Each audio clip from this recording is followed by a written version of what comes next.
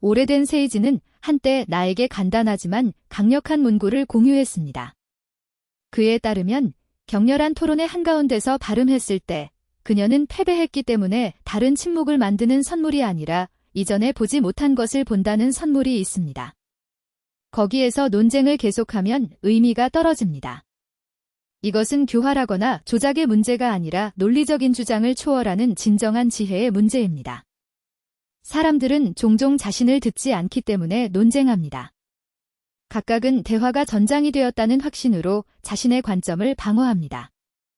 여기서 단어는 무기와 자부심, 연료입니다. 누가 옳은 증명제에 대해 더 많이 주장할수록 대화가 본질에서 멀어지고 소음만 됩니다. 진정한 지혜는 불화의 불을 강요하는 것이 아니라 그것을 먹이는 것을 제거하는 것입니다. 나는 한때 땅을 위한 강렬한 싸움에서 두 이웃을 목격했습니다. 한 사람은 땅이 그의 것이라고 외쳤다. 다른 하나는 맹세하지 않았다. 그들은 노인 랍비가 고요한 목소리로 이 땅은 당신에게 속하지 않는다. 그것은 우리에게 생명을 준 사람에게 속한다고 간섭했을 때 실제로 도로에 도달하기 직전에 있었다. 이 문구로 그는 당신은 땅이나 자신의 존엄성을 위해 싸우고 있습니까? 그 자리에서 갈등이 중단되었습니다. 그들은 실제로 소유를 위해서가 아니라 자아를 위해 싸웠다는 것을 깨달았습니다. 현대 연구는 이 아이디어를 다른 방식으로 확인합니다. 토론에서 우리의 두뇌는 진실을 추구하는 것이 아니라 승리를 추구합니다. 우리는 우리가 잘못되었다는 것을 알고 있을 때에도 자기 이미지를 보호합니다. 그러나 우리가 방정식에서 자부심을 제거하고 대화의 실제 목적을 구출하면 갈등은 힘을 잃습니다. 이것이 바로 현명한 문구를 만드는 이유입니다. 그녀는 단순함을 무장 해제하고 있습니다. 당신은 옳을 수도 있습니다. 그것을 말함으로써 당신은 패배를 인정하지 않고 긴장을 해산합니다. 다른 하나는 그가 극복했기 때문에가 아니라 승리의 필요성이 만족되기 때문에 침묵합니다. 그래야만 대화는 실제로 중요한 것들로 흐를 수 있습니다. 누가 옳은지가 아니라 공정한 것, 이것은 전술이 아니라 깊은 교훈입니다.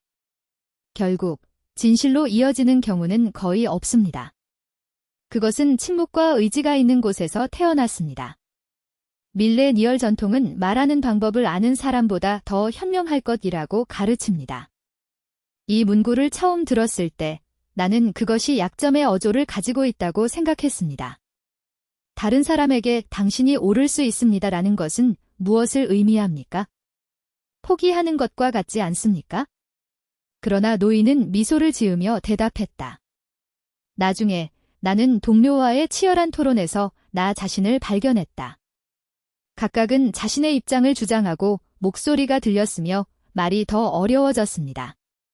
그때 나는 조언을 기억하고 잠깐만 당신이 옳을지도 모른다고 말했다. 즉시 그는 목소리를 낮췄습니다. 그의 얼굴이 바뀌었다. 싸움은 대화를 나누었습니다.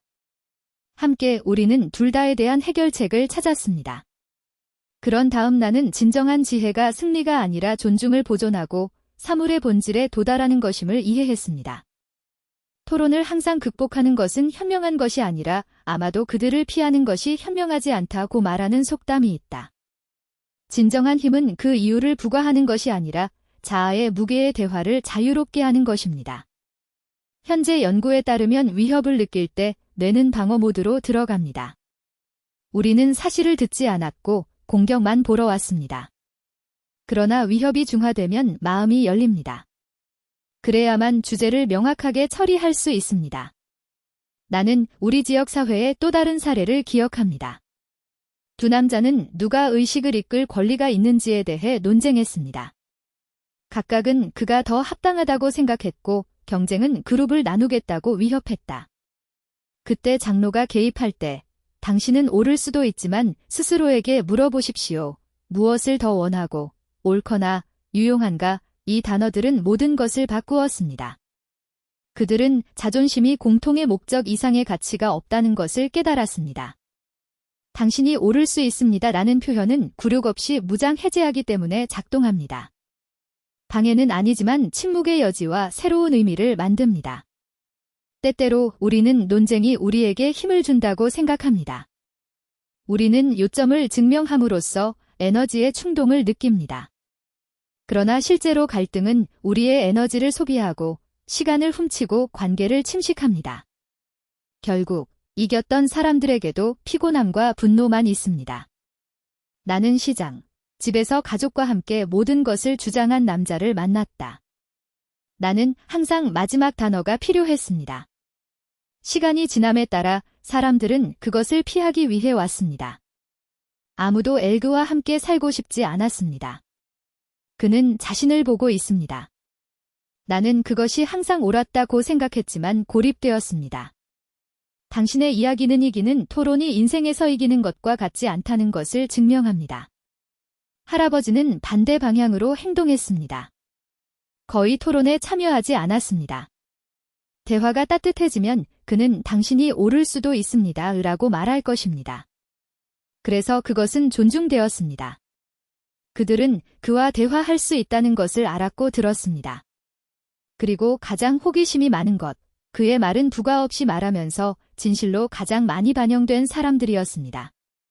그가 강요했기 때문이 아니라 평온에 의해 그것을 설득했기 때문입니다. 현대 심리학자들은 갈등을 방해하는 방법을 아는 것이 정서적 성숙의 징후라고 주장합니다. 그것은 당신의 반응을 통제하고 순간을 넘어 볼 수 있는 능력입니다. 이 능력을 지배하는 사람들은 자신감을 키우기 때문에 항상 장기적으로 이겼습니다. 신뢰는 토론에서 어떤 승리보다 더 많은 혜택을 가져옵니다. 이 문장에는 또 다른 비밀이 있습니다. 그것은 항복이 아니라 초대입니다. 대화 초대. 당신이 그것을 발음할 때 다른 사람은 들었고 그때에만 당신의 말을 기꺼이 들을 것입니다. 그것은 답답한 환경에서 창문을 여는 것과 같습니다. 공기가 순환하고 대화가 더 가볍게 흐릅니다. 고대의 지혜는 친절한 말이 가장 어려운 마음으로 부드럽게 됩니다. 라고 가르칩니다. 이건 이 문구를 강력하게 만드는 이유입니다. 그것은 약점에 관한 것이 아니라 죽은 골목의 문을 닫고 이해를 위해 다른 사람들을 여는 것입니다. 한 랍비는 한 번 말했다. 이 말은 문장의 목적을 설명하기 때문에 나에게 기록되었습니다. 당신은 옳을 수도 있습니다. 우리 지역 사회에서 두 형제는 상속을 위해 싸웠습니다. 둘 다 완고함, 각각 다친 느낌이 들었습니다. 갈등은 가족을 파괴하겠다고 위협했다. 그때는 나이가 많은 삼촌이 개입했을 때 당신은 옳을 수도 있지만 이기면 어떻게 지낼 것인가? 형제 또는 적, 이 단어들은 불화의 불꽃을 지웠습니다. 다음 침묵에서 그들은 거래를 발견했습니다. 현대 심리학자들은 토론이 거의 합의로 이어지지 않는다고 주장합니다. 반대로 분열은 깊어집니다. 사람들은 스스로 거리를 두고 자신의 위치를 강화하며 청각을 중단합니다.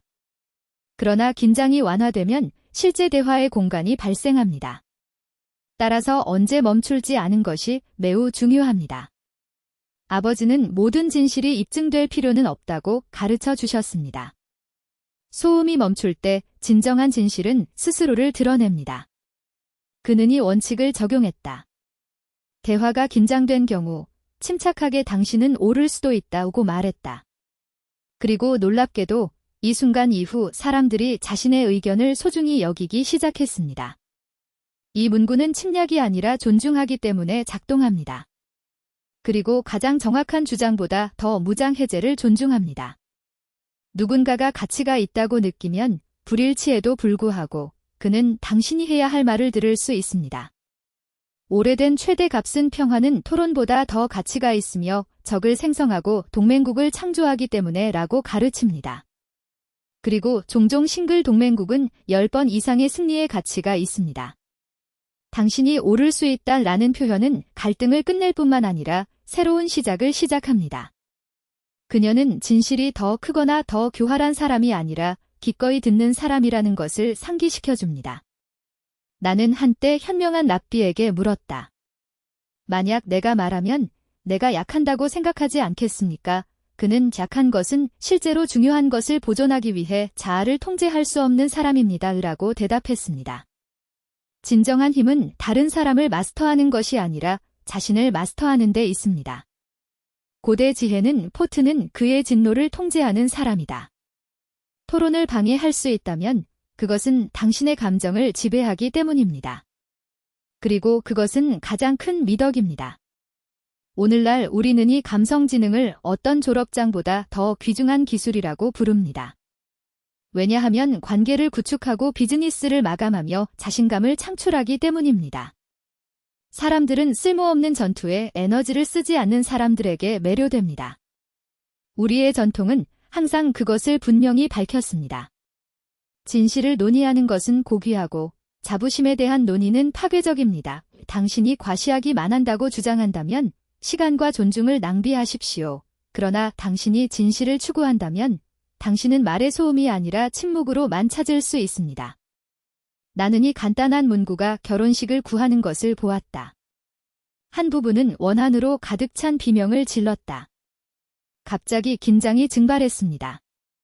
눈물은 새로운 침묵에 이르렀고 그 침묵 속에서 그들은 몇 달 만에 처음으로 소음에서 잃어버린 사랑의 말을 들었습니다. 나는 이 같은 문구가 사회를 구하는 것을 보았다. 분리하려고 하는 두 파트너가 자아의 전쟁에 갇혔습니다. 그들 중 한 명이 중얼거릴 때까지 당신은 오를 수도 있습니다. 마치 커튼이 떨어지는 것처럼 보였습니다.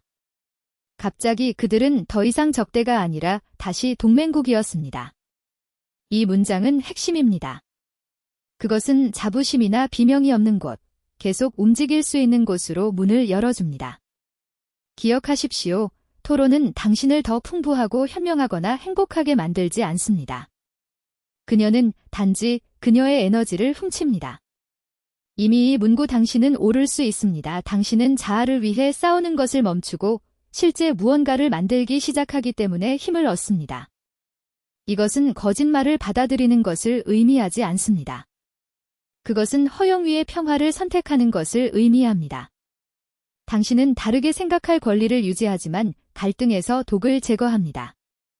그리고 지금 상대방은 더 이상 상대가 아닙니다. 솔루션을 찾을 수 있는 대담자가 됩니다. 결국 당신은 그것을 사랑하는 사람들의 존경을 잃는다면 그것이 옳다는 것을 증명해야 합니까? 집에서 토론을 하고 하모니를 잃는 것은 어떤 승리입니까? 진정한 지혜는 오늘날을 넘어 보인다. 그것은 지금 누가 누구인지에 고정되어 있는 것이 아니라 내일 남을 것입니다. 지금 무엇을 할 수 있습니까? 1. 반영. 마지막 토론을 생각해 보십시오. 그녀는 정말로 당신에게 무엇을 가져왔습니까? 2. 시도해 보십시오. 다음에 긴장이 상승할 때 당신이 오를 수도 있습니다라고 말하십시오. 3. 참고 저항이 사라질 때 환경이 어떻게 변하는지에 유의하십시오. 4. 더 많이 들어보십시오. 5. 선택. 항상 자부심을 선호하십시오.